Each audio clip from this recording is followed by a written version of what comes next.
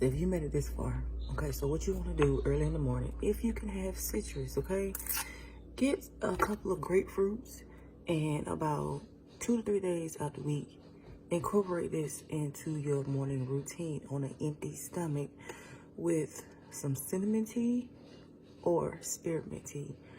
So what the cinnamon is going to do is help to lower your blood sugar, okay? You may be pre-diabetic, I don't know. But if you are, cinnamon, you want Ceylon cinnamon tea, okay? And then eat you some citrus. If you can't have citrus, then go for berries. I don't know how cinnamon and berries is gonna taste or spearmint and berries is gonna taste, but it works, okay? You don't necessarily have to blend them together, but make sure you get that, okay? Citrus has something called, of course, citric acid, but it's acidic on the outside, okay? But once it enters the body, it helps to alkaline the body. Sometimes, in most cases, it may be parasites that have set up shop. But in scientific terms, all it is your body is trying to ovulate and it doesn't release the egg properly. So it just sits up on top of the ovaries and it starts to form an inflammatory response called a cyst. And sometimes people be like, oh, that's a parasite. I've gotten out the habit of saying everything is a parasite. However, if you have cysts on top of polyps, you may want to look into my tea called Beauty Tea and or the Poom Poom Potion. I just made the Poom Poom Potion, and when I tell you I've been suffering with cysts, uterine cysts for a very long time, I ain't got them no more, okay? So that's one thing. Inositol, okay? Inositol actually helps to assist the pancreas.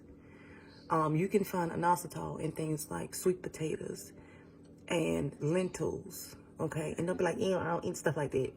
If you don't, find something else that has zinc in it, because these things have zinc in it. Citrus and zinc go hand in hand. I know the other day I made a video and I said too much of zinc may cause an issue, okay? But you can, if you have a condition like PCOS, you want as much zinc as possible.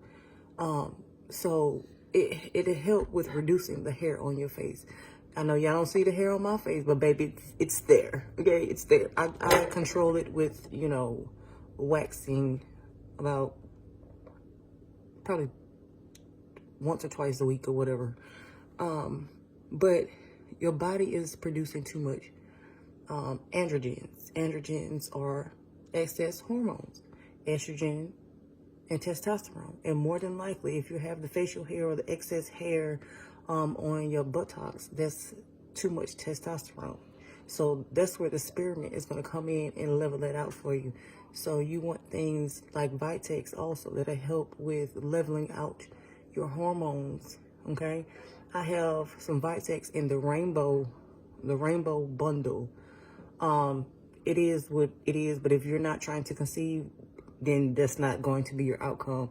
You still want the best possible relationship with your reproductive system, because again, as you creep into perimenopause or menopausal years, it helps. I'm telling you, it helps. So spearmint, cinnamon, inositol, vitamin C, okay, and your zinc filled foods. I hope this helps. Y'all let me know, okay? Just let me know.